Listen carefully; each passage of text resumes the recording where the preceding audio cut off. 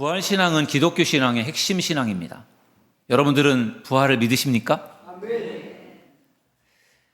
부활을 믿는다라는 것은 참 은혜인 것 같아요. 왜냐하면 부활을 믿지 않는 사람들이 참 많습니다. 세상의 사람들은 물론이거니와 교회를 다니면서도 하나님을 믿으면서도 부활이 믿어지지 않는 사람들도 있을 겁니다. 그래서 우리가 부활을 믿으면 그것이 은혜이고 축복임을 믿으시기 바랍니다. 부활, 참 믿는 것 같으면서도 좀 안 믿어지기도 하고 그렇잖아요. 부활이라는 것이 우리에게 소망이고 기쁨인데 이 땅에 살아가는 동안에 육신을 살고 살아가는 사람들이 죽지 않습니까? 죽은 사람들이 다시 살아날까? 죽으면 끝이야. 그런 생각들을 많이 갖기 때문에 죽어도 다시 살까 하는 그런 의심들이 있고요. 또 우리가 예수님을 믿고 예수님의 부활을 믿지만 그럼에도 불구하고 우리 마음속에 정말 부활할 수 있을까? 그런 의구심이 생기기도 할 텐데 오늘 말씀을 통해서 확신을 갖는 여러분들 되기를 주님의 이름으로 축원합니다. 저는 부활의 증거라고 하는 책을 오늘 설교를 준비하면서 읽었습니다. 제가 이미 소장하고 있었던 책인데 다시 한번 이번 주일에 부활의 증거에 대한 말씀을 좀 나누고 싶어서 이 책을 다시 한번 읽어보았습니다. 제가 여기도 가져왔는데 책이 조그만 소책자입니다. 금방 쉽게 읽을 수 있는데 혹시라도 한번 이 책을 읽어보고 싶은 분이 계시면 제가 빌려드릴 수 있습니다. 간단한 책이니까. 그런데 이 부활의 증거라고 하는 책에 대해서 잠깐 소개를 하려고 하는데요. 리 스트로벨이라고 하는 사람이 쓴 책이에요. 리 스트로벨. 이 사람은 원래 무신론자입니다. 이 리 스트로벨은 예일대 법대를 나왔고 탁월한 언론인입니다. 14년 동안 저명한 신문사에서 기자로 활동했던 사람인데 이 사람의 마음속에는 무신론자이고 교회에 대한 적대감이 있었습니다. 그래서 교회는 가려고 하는 마음이 없었는데 어느 날 아내가 교회를 다니기 시작했어요. 그러면서 아내가 점점 변화가 되는 겁니다. 그러더니 어느 날 아내가 이 리스토로벨에게 우리 같이 교회 가자 라고 하면서 남편에게 같이 교회를 가자고 하는 거예요. 그래서 남편이 아내의 손을 잡고 교회를 갔습니다. 그 교회가 윌로우 크릭이라고 하는 미국의 유명한 교회 윌로우 크릭이라고 하는 교회를 갔어요. 근데 이 무신론자인 교회에 대한 적대심이 있었던 이 남편이 이 리스토로벨이 어떻게 교회를 가게 되었느냐? 아내 때문에 갔습니다. 왜 갔느냐? 아내가 뭔가 변화가 되는 거예요. 교회를 다니면서 뭔가 달라지는 거예요. 그래 그 모습에 뭔가 감동을 받고 있었는데 그 아내가 교회를 가자고 하니까 그래 한번 나도 가보자. 그런 마음을 가지고 교회를 간 겁니다. 여러분 그런 점에서 우리 먼저 교회를 다니는 사람들이 참 신앙의 본을 보이고 우리가 변화되는 것이 참 중요해요. 특히 가족들 전도하는 게 참 어렵지 않습니까? 왜냐하면 너무 잘하니까. 교회를 다니면서 우리가 오히려 손가락질을 당한다든지 교회를 다니는 사람이 우리가 뭔가 좀 감동을 주어야 되는데 그러지 못해서 교회를 다니면서도 가족들 전도를 못하는 경우들도 많잖아요. 가족 전도가 어렵지 않습니까? 그런데 우리가 정말 교회를 다니면서 뭔가 변화되고 새로워지면 전도의 문이 열리게 될 줄로 믿습니다. 리 스트로벨 무신론자입니다. 무신론자인데 아내 때문에 교회를 나갔어요. 여러분들이 예수 믿고 변화되고 새로워질 때 여러분들을 통해서 여러분들의 가정에도 전도의 문이 열리고 여러분의 가정 자손들, 자녀들, 부모님들도 교회를 나올 수 있게 될 줄로 믿습니다. 먼저 믿은 사람들이 중요합니다. 이 리스트로벨은 교회를 다니면서 목사님 설교를 들으면서 정말 기독교가 진짜인가? 정말 기독교가 믿을 만한 종교인가? 신빙성이 있는가? 그것에 대한 궁금한 생각이 들었어요. 아내를 따라서 아내를 기쁘게 해주려고 교회를 가긴 했는데 내가 정말 교회를 다니려면 이 기독교가 진짜인지 아닌지 내가 한번 조사해 봐야 되겠다. 법을 공부한 사람이기도 하고 또 정말 어떤 능력 있는 사람이기도 하고 그러다 보니까 더 기독교에 대한 뭔가 좀 궁금증이 생겼던 것입니다. 그래서 리스토로벨이 기독교의 신빙성을 알아보고 싶은데 그 중에서도 가장 궁금했던 것이 정말 예수님이 부활하셨나? 예수님의 부활이 진짜인가? 그것이 궁금했어요. 그래서 이 사실을 밝혀내면 정말 예수님이 진짜 부활했다면 그분은 신이고 기독교는 진짜다. 그러나 예수님이 부활한 것이 이것이 가짜라면, 사실이 아니라면 기독교는 이건 믿을 수 없는 종교다, 가짜다. 이제 그런 생각을 가지고 예수님의 부활이 진짜인지 아닌지 거기에 대해서 이제 몰입을 하는 것이죠. 이 리 스트로베리오 2년 동안 부활이 사실인지를 이제 조사를 합니다. 그리고 2년 동안의 조사의 과정을 이제 마치면서 그가 1981년, 아주 오래 전이죠. 1981년도에 예수님의 부활이 진짜구나, 사실이구나, 그런 결론을 내리면서 그때 예수님을 영접하고 그가 이제 예수님을 본격적으로 믿게 됩니다. 어떻게 보면 굉장히 논리적이고 그리고 굉장히 이성적인 사람이잖아요. 내가 객관적 증거를 통해서 예수님의 부활이 진짜라고 하는 것을 내가 확인한 다음에 내가 진짜 예수님을 믿겠다, 이렇게 결심을 하는 그 모습을 볼 때 좀 대단하다 생각이 들어요. 리 스트로벨은 예수님이 부활하신 것이 분명하다, 기독교는 진짜다, 이것을 확인한 이후에 그는 목회자가 됩니다. 그리고 윌로우 크릭 새들백 교회에서 사역을 합니다. 그러면서 이 리 스트로벨이 부활의 증거라고 하는 책을 쓰게 되었는데, 이 책을 쓰게 되는 이 책에는 부활의 증거에 대해서 5가지가 증거가 제시되어 있어요. 물론 거기에 다른 이야기들도 있는데 핵심적인 내용이 부활의 증거에 대한 5가지가 제시되는데, 이 5가지 증거는 리코나라고 하는 이 박사인데, 그 남아프리카에서 신약학 박사를 받으신 리코나라고 하는 분이 예수께서 부활하셨다라고 하는 증거를 역사적 방법으로 조사한 논문을 썼는데, 그 논문에 그 예수님의 부활이 실제다라고 하는 증거들이 거기 들어있어요. 그래서 그 박사를 초청을 해서 그 박사에게 그 논문에 대한 중요한 엑기스를 들었어요. 그리고 그것을 정리해서 책으로 쓴 것이 바로 여러분들이 앞에 화면에 보는 부활의 증거라고 하는 책입니다.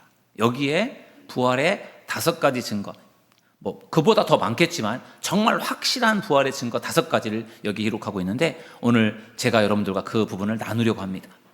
나는 부활에 대해서 확실히 난 믿는다라고 그렇게 생각하는 분은 이 말씀을 들으면서 더 부활의 확신이 더 커지길 바라고요. 나는 정말 부활이 잘 믿어지지 않는다라고 하는 분은 오늘 말씀을 들으면서 부활을 확신하는 시간이 되기를 주님의 이름으로 축원합니다.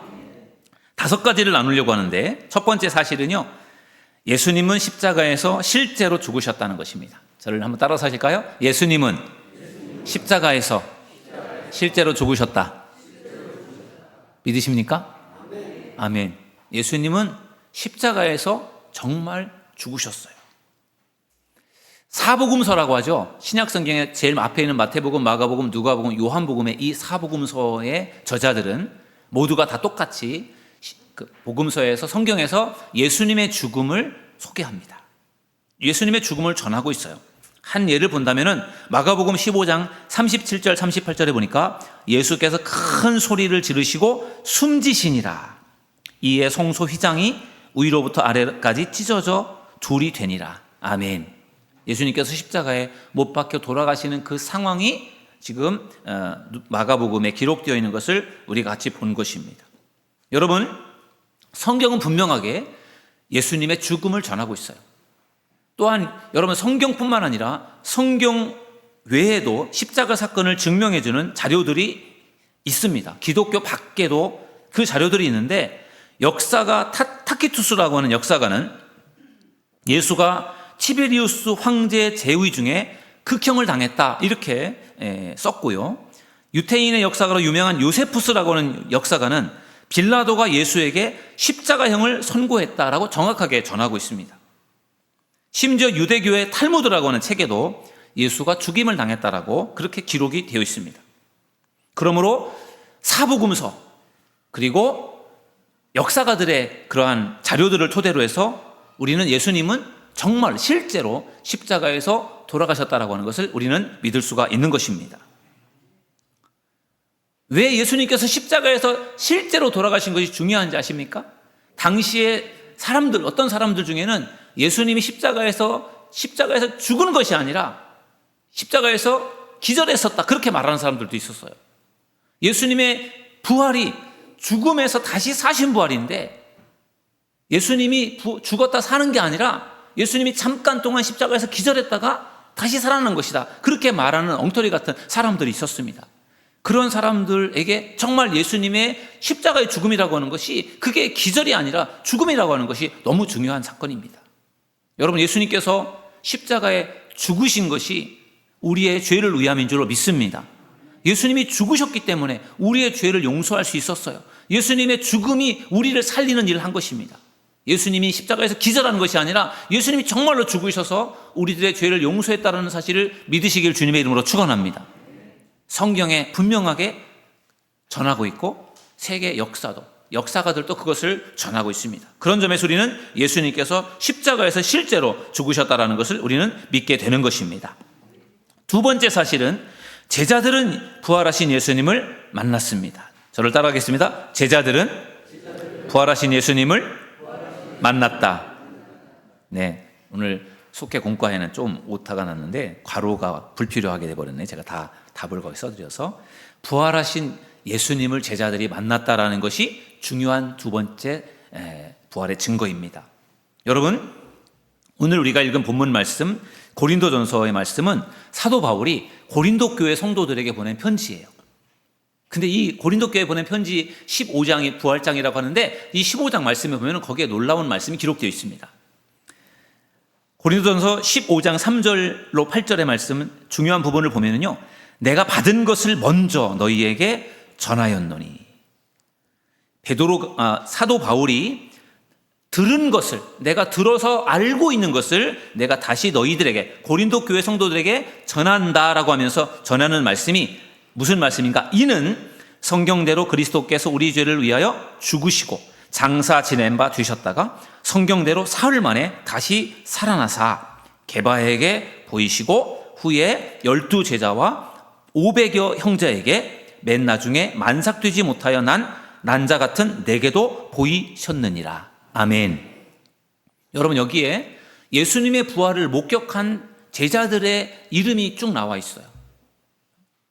게바, 사도 베드로죠. 베드로, 12 제자, 500의 형제, 야고보, 그리고 사도 바울에게 이르기까지 이렇게 많은 사람들이 부활의 예수님을 목격한 사람들, 이 제자들의 이러한 놀라운 사건들이 지금 여기에 기록되어 있는데 이것을 바울이 어떻게 알았느냐?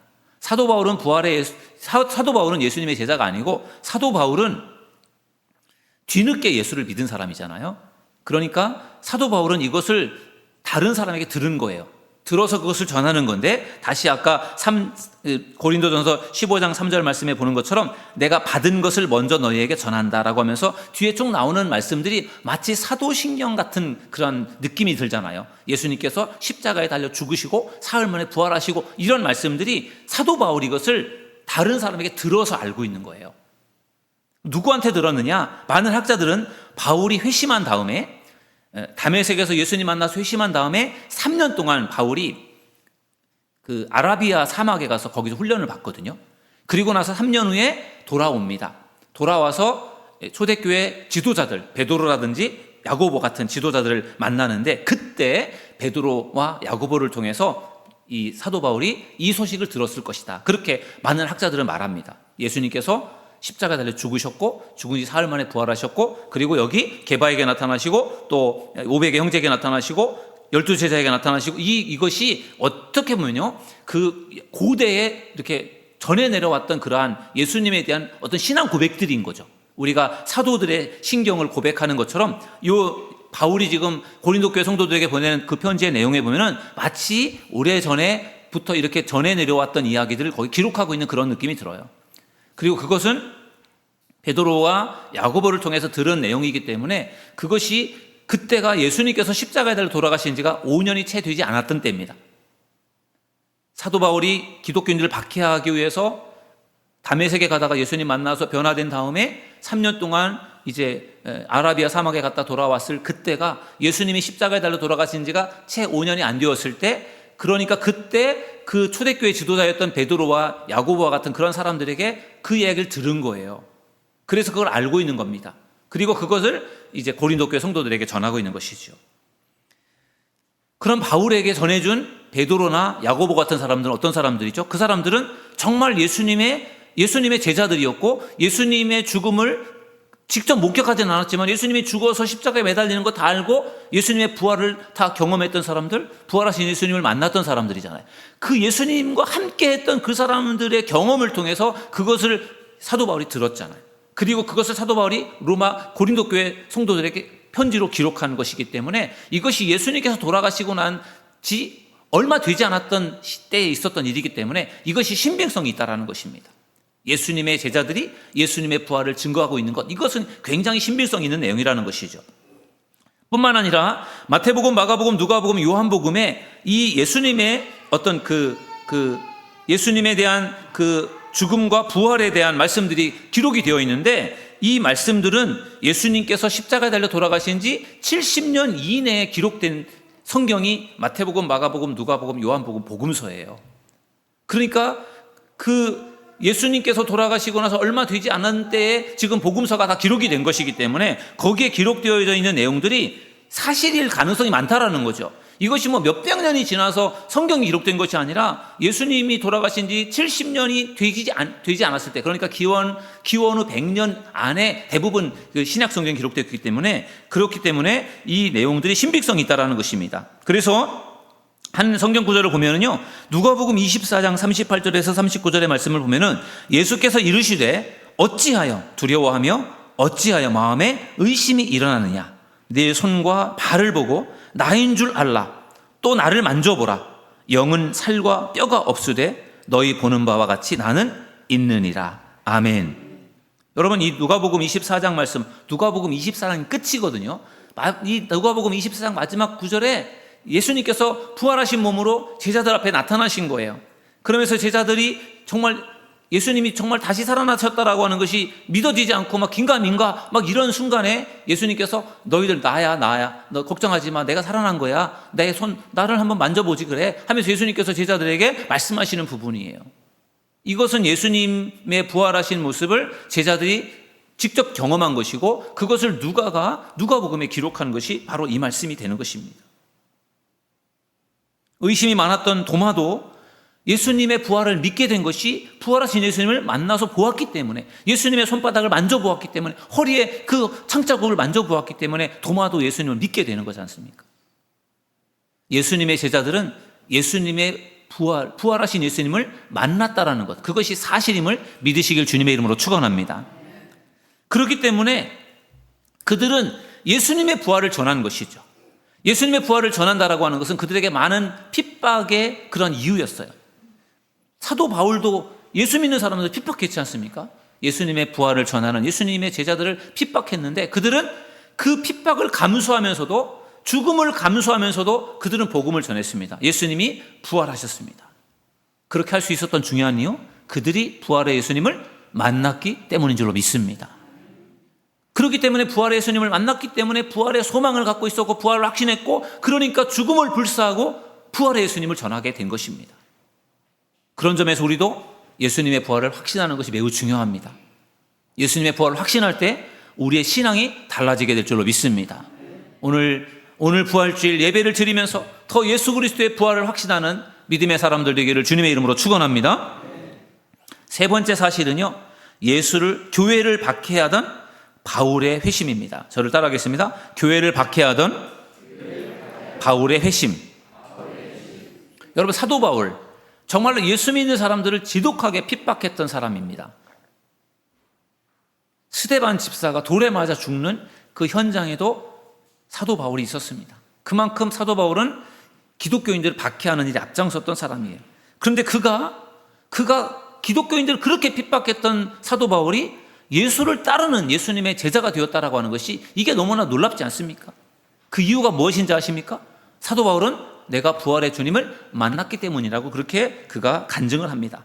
고린도전서 15장 8절 말씀에 이렇게 말씀합니다. 맨 나중에 만삭되지 못하여 난 자 같은 내게도 보이셨느니라. 아멘. 여러분, 사도 바울이 예수님의 제자가 아닙니다. 예수님의 제자들은 예수님께서 부활하시고 40일 동안 부활의 몸으로 머물러 계실 동안에 예수님의 부활하신 몸을 만났습니다. 예수님의 제자들은 부활하신 예수님을 보았어요. 그런데 사도 바울은 그때 예수님의 부활을 본 것이 아니죠. 사도 바울은 예수님을 믿는 사람들을 박해하다가 언제 예수님을 만났습니까? 언제 예수님을 보았죠? 다메섹으로 가던 그 길에서 예수님을 만났습니다. 그래서 사도 바울은 그때 부활의 예수님을 믿게 되고, 그리고 부활의 예수님을 통해서 그가 믿음을 갖게 된 것이죠. 바울이 부활하신 예수님을 만났기 때문에 평생 동안 고난을 감수하면서도 그는 복음을 전파한 줄로 믿습니다. 만약에 그가 내가 예수님을 만나지도 않고 만났다고 거짓말을 했다면 그는 아마 순교를 하지 못했을 것입니다. 따라서 우리는 바울이 부활하신 예수님께서 자기에게 나타나셨다고 주장하는 그 주장이 신빙성이 있다는 것을 믿을 수 있기를 주님의 이름으로 축원합니다. 바울은 기독교 운동을 저지할 생각밖에 없었고, 그리스도인들이 거짓 메시아를 따르고 있다고 믿었습니다. 그래서 그 지독하게 예수 믿는 사람들을 핍박했는데, 그가 어느 날 예수 믿는 사람들을 핍박했던 바울이 이제는 목숨을 걸고 예수를 전하는 전도자로 바뀌게 되었습니다. 그 이유는 그가 부활하신 예수님을 만났기 때문인 줄로 믿습니다. 여러분, 누가라고 하는 제자가 의사인데 누가복음도 기록했고 사도행전도 기록했습니다. 그래서 그 누가가 기록한 사도행전에 보면은 사도 바울이 예수님을 만나는 그 장면을 자세하게 소개하고 있는데요. 사도행전 9장 3절에서 4절의 말씀을 보면은 사울이 길을 가다가 다메섹에 가까이 이르더니 호련히 하늘로부터 빛이 그를 들러 비추는지라. 땅에 엎드러져 들음에 소리가 있어 이르되 사울아 사울아 내가 어찌하여 나를 박해하느냐 하시거늘. 아멘. 우리가 잘 알고 있는 바울이 예수님을 만나는 장면이에요. 예수 믿는 사람들을 박해하러 가던, 다메섹으로 가던 그 도중에 갑자기 강렬한 빛이 내리비추면서 그가 말에서 땅바닥으로 떨어지게 되고 고꾸라지게 되고, 그러면서 음성을 듣잖아요. 사울아 사울아 내가 왜 나를 박해하느냐. 주여 당신은 누구십니까? 나는 내가 핍박하는 예수다. 이렇게 예수님께서 말씀하시죠. 그것이 바로 핍박자 사도 바울이 부활하신 예수님을 만나는 아주 결정적인 사건이었습니다. 그 사건을 통해서 바울이 변화가 되는 것이죠. 이 만남이 없었다면 바울은 변화되지 않았을 것입니다. 그는 이 예수님과의 만남을 통해서 그는 정말로 목숨을 걸고 복음을 전했고, 정말 복음을 전하다가 순교의 제물이 되었습니다. 그러므로 정말로 핍박자에서 전도자로 변화되어진 이 사도 바울의 이 변화된 모습이 무엇으로 설명할 수 있느냐? 바로 부활의 예수님을 만난 것으로 설명할 수 있다는 것이죠. 그러므로 사도 바울의 변화된 모습 속에서 예수님의 부활을 믿고 확신하는 저와 여러분 모두가 되기를 주님의 이름으로 축원합니다. 네 번째 사실은요, 예수님의 동생 야고보의 회심입니다. 여러분, 예수님의 동생 여럿이 있었는데 그 중에 하나가 야고보입니다. 근데 야고보뿐만 아니라 예수님의 다른 동생들도 예수님을 믿지 않았어요. 예수님이 하나님의 아들이다? 믿지 않았습니다.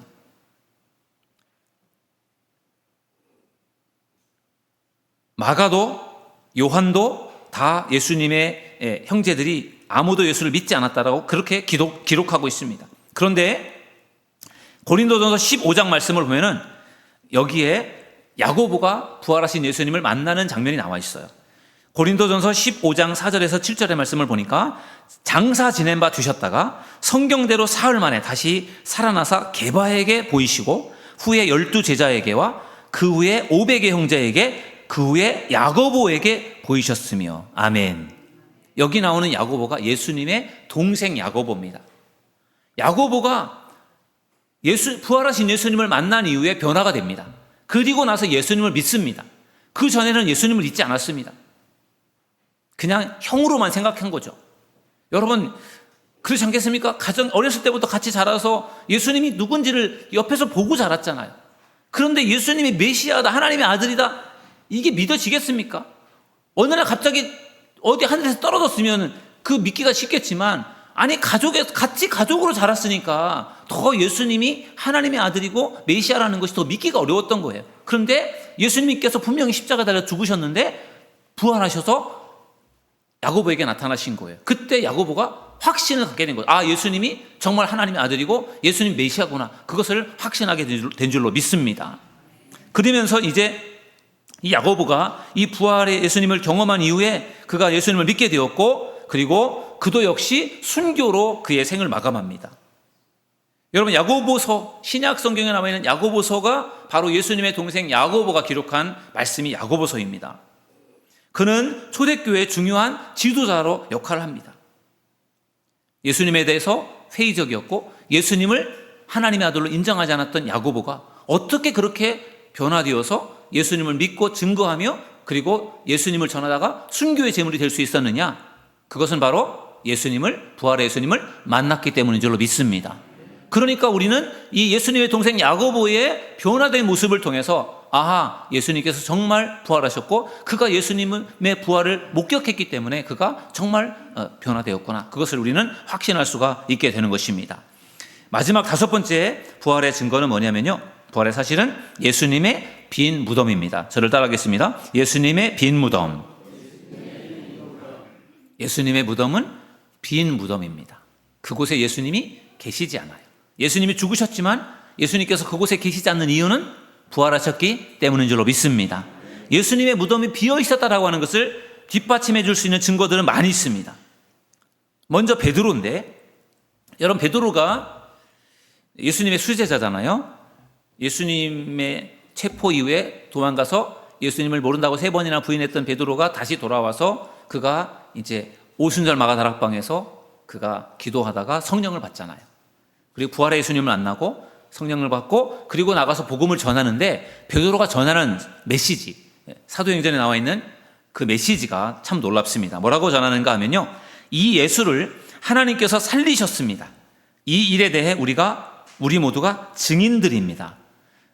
사도행전 2장 말씀에 나오는 말씀, 2장 3장에 나오는 말씀이에요. 베드로가 지금 부활하신 예수님을 보고 그리고 나서 얼마 되지 않았는데 그가 나가서 예수님의 부활을 전하고 있어요. 예수님이 살아나셨습니다. 이걸 전하고 있습니다. 여러분, 만약에 예수님의 시신이 예수님의 무덤 속에 그대로 있다면 이게 가능한 일이겠습니까? 예수님께서 다시 살아나셨습니다 라고 말했을 때 사람들이, 유대 종교 지도자들이라든지 로마 어떤 그런 당국에서 가서 그 무덤을 확인하지 않았겠습니까? 그리고 무덤을 확인했을 때 거기에 예수님의 시신이 있었다고 한다면은 이것은 완전 거짓말이잖아요. 베드로가 전하는 말씀이 거짓말이고, 그리고 예수님의 제자들이 전하는 예수님이 부활하셨다라고 하는 것이 거짓말이잖아요. 그런데 정말 그곳에 예수님이 없었던 거예요. 그러니까 예수님이 없다라고 하는 것에 대해서 그들이 어떻게 더 이상 무슨 말을 할 수가 없었던 것이죠. 예수님의 무덤을 확인해서 거기에 예수님의 시신이 있었다고 하면은 예수님의 부활을 더 이상 전할 수 없었을 것입니다. 그런데 거기에 예수님이 없었고 빈 무덤이 있었기 때문에 예수님께서 부활하셨다라고 하는 것을 더 강력하게 전할 수가 있었던 것입니다. 당시에 사람들은 예수님께서 무덤 속에 계시지 않은 것을 부활하셨다라고 주장을 할 때 부활한 것이 아니라 예수님의 시신을 제자들이 몰래 훔쳐간 것이다, 그렇게 말하는 사람들도 있었습니다. 몰래 훔쳐간 것이다. 여러분, 만약에 시신이 무덤 속에 그대로 있었다고 한다면은 그들이 무덤이 비어 있었다라고, 그렇게 그들이 시신이 무덤 속에 그대로 있었다고 하면 왜 굳이 제자들이 훔쳐갔다라고 하는 그런 말을 했겠습니까? 이것은 무덤이 비어 있었다라고 하는 것을 그들이 암묵적으로 인정한 것이다라는 것이죠.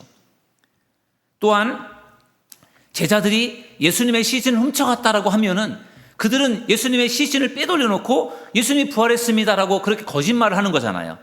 그러면 만약에 그것이 사실이라면 그들이 예수님이 부활을 하지도 않았는데 예수님이 부활했다고 하면서 그들이 자기들의 목숨을 걸고 그들이 예수님을 전할 수 있겠습니까?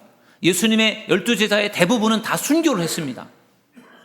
그들은 예수님께서 십자가에 달리실 때 다 도망갔던 사람들이에요. 근데 그들이 도대체 무엇이 그들을 그렇게 바꾼 것입니까?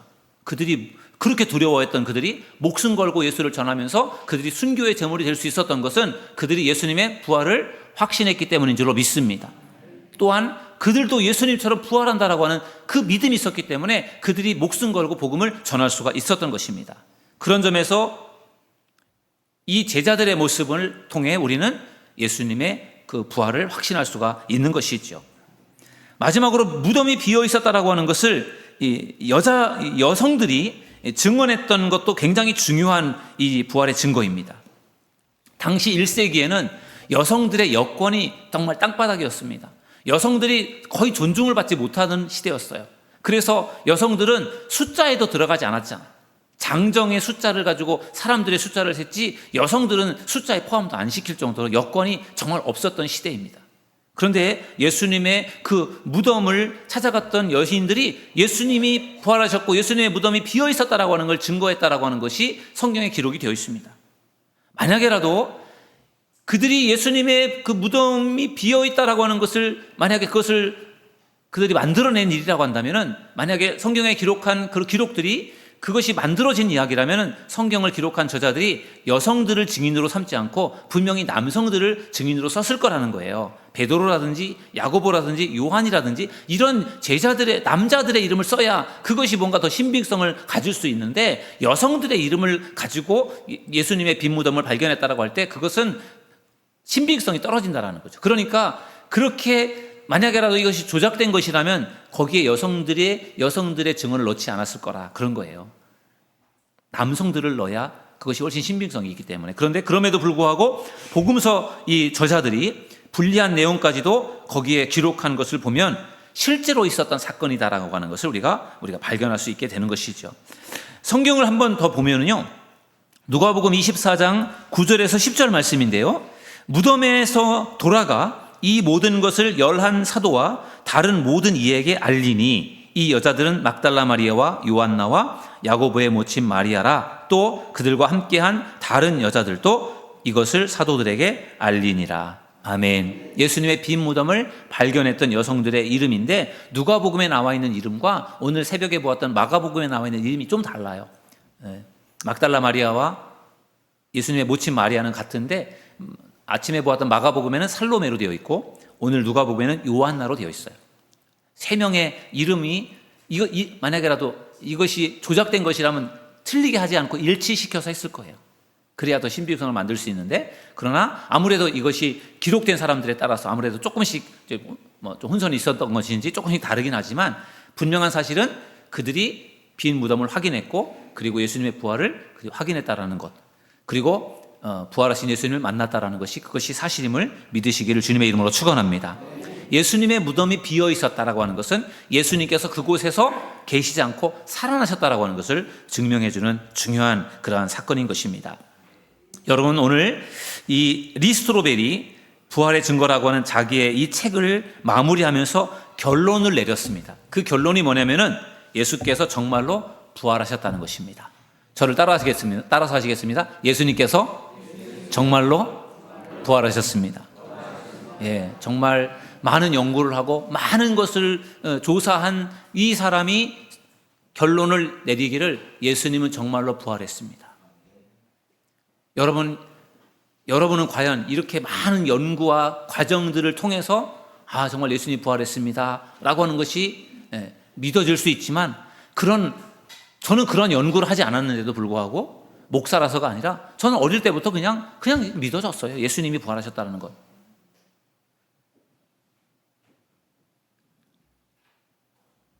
우리 성경에 나와 있는 하나님의 말씀을 믿고 예수님의 부활을 확신하는 저와 여러분 모두가 되기를 주님의 이름으로 축원합니다.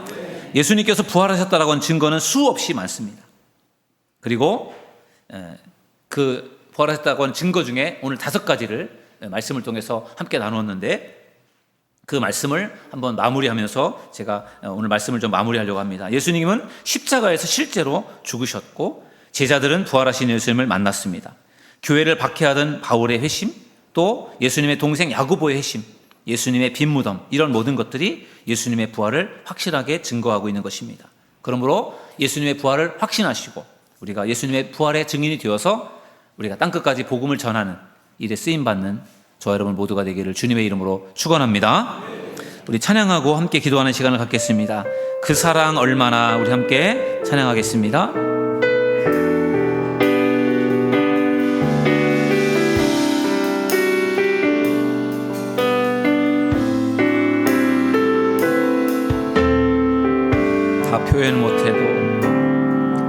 다 표현 못해도 나 표현하 고백하리라. 다 고백 못해도 나 고백하리라. 다 알 수 없어도 나 알아가리라. 다 닮지 못해도 나 닮아가리라. 그 사랑 얼마나 아름다운지, 그 사랑 얼마나 날 부욕해 하는지, 그 사랑 얼마나 크고 놀라운지를, 그 사랑 얼마나 나를 감격하게 하는지. 여러분, 이 시간 우리 말씀을 생각하면서 우리 시간에 잠깐 기도하도록 하겠습니다. 여러분, 예수님께서 부활하셨다라고 하는 증거는 수없이 많습니다. 그러므로 우리는 부활을 의심하는 것이 아니라 부활을 확신하는 성도가 되어져야 할 줄로 믿습니다. 또한 부활의 주님을 세상에 증거해야 합니다. 이 시간 우리가 부활의 증인으로서의 사명을 감당할 수 있도록 우리 주여 한번 부르짖고 통성으로 기도하겠습니다. 주여, 주님, 이 시간도 주님께서 함께하여 주시기를 원합니다. 축복하여 주시기를 원합니다. 성령님, 우리를 지켜주시고 보살펴 주시기 원합니다. 예수님의 부활을 우리가 믿고 확신하게 하시고 그 예수님의 부활을 더 증거하는 저희들 모두가 되길 원합니다. 하나님 아버지, 우리가 성경의 말씀을 읽으면서 그 말씀 속에서 예수님의 부활을 우리가 확신하기를 원합니다. 주여, 의심하는 마음을 떨쳐버리게 하시고 예수님의 부활을 확신하는 저희들이기 원합니다. 바울은 예수님의 부활이 아니면 우리가 전하는 것이 헛것이고 아무 소용이 없고 우리의 믿음도 헛것이라고 그렇게 말합니다. 주여, 부활이 그만큼 중요한 것입니다. 예수님의 부활이 없이는 우리도 부활할 수 없고 예수님의 부활이 없이는 우리에게 소망이 없는 것입니다. 주여, 우리가 예수님의 부활을 믿고 확신하며 살게 하시고 이 예수님의 부활을 증거할 수 있는 저희를 되게 하시고 우리가 죽지만 부활할 것을 믿고 확신하는 우리의 신앙이 될 수 있도록 부활 신앙으로 무장될 수 있도록 인도하여 주시옵소서.